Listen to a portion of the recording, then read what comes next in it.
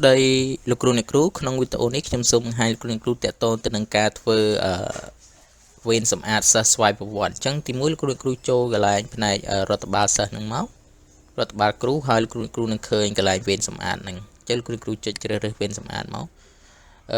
កម្មវិធីនឹងចាប់យកឈ្មោះសិស្សដោយស្វ័យប្រវត្តិក្នុងករណីដែលលោកគ្រូចង់ផ្លាស់ប្ដូរទីមួយប្រធានថ្នាក់លោកគ្រូអាចធ្វើការជ្រើសរើសនឹងបានអនុប្រធានទី1ទី2បានបើសិនជាមិនមានទេលោកគ្រូអាចចុច key delete ដើម្បីលុបបានហើយតកតងទៅនឹងឈ្មោះសិស្សនឹងវានឹងរត់មកដោយស្វ័យប្រវត្តិក្នុងករណីដែលលោកគ្រូអត់ចង់បានទេលោកគ្រូអាចធ្វើការជ្រើសរើសសិស្សនឹងបានជ្រើសរើសឬក៏មិនទេស្បែកសិនបើក្នុងករណីលោកគ្រូអត់មានវេនថ្ងៃសៅរ៍ឬវេនថ្ងៃពហុទេលោកគ្រូចុចកន្លែងថ្ងៃសៅរ៍និងពហុនឹងមកហើយលោកគ្រូយកកន្លែងទទេស្អាតនឹងមកហើយលោកគ្រូដោះឈ្មោះសិស្សនឹងចេញមកបានដោះទាំងអស់នឹងមកករណីដែលអត់មានអញ្ចឹងគ្រូអាចរៀបក៏បានឬក៏ឲ្យវាដើរដោយស្វ័យប្រវត្តិក៏បានក្នុង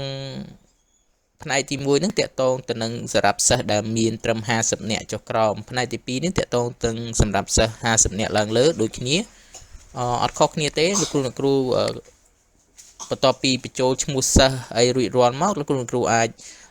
ជ្រើសរើសប្រធានថ្នាក់បានជ្រើសរើសឈ្មោះប្រធានថ្នាក់នឹងបានហើយលោកគ្រូអាចធ្វើការ